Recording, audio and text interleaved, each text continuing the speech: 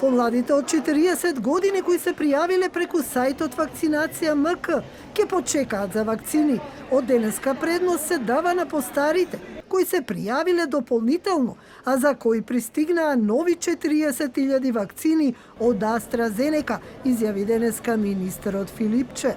Од друга страна, до утре истекува рокот, до кој беше најавено дека ќе бидат вакцинирани сите кои се пријавиле на сајтот Вакцинација МК, а министерот вели рокот ќе се испочитува. Или утре, можеби ќе биде и понеделник. Меѓутоа сите пријавени со тоа што сега ставаме малку акцент и на овие ново пријавени граѓани над 70 години со цел да се заштити таа најкритична категорија на граѓани, што значи дека можне помладите нешто подолго време да почекаат.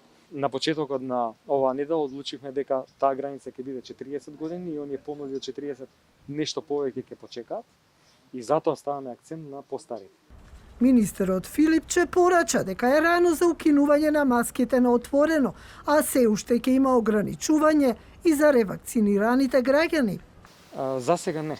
На состанокот кој што ќе се одржи во понеделник, таа тема што иницииравме на почетокот на оваа недела ќе продолжи, да ги видиме сознанијата, ставовите и на повеќе други земји, да согледаме и каква е ситуацијата кај нас. Еве, реално гледаме дека многу граѓани навистина и во парковите и не се придржуваат до таа мерка. Лично сметам дека е рано, се уште. Сепак е потребен поголем опфат со вакцинација. Доминантен сој на коронавирус во државата е британскиот, а засега официјално се регистрирани 2 изолирани случаи. Едниот е нигерискиот сој кај полковникот што беше вратен од Африка и јужноафриканскиот сој кој е детектиран кај возач на камион од Делчево кој патувал често.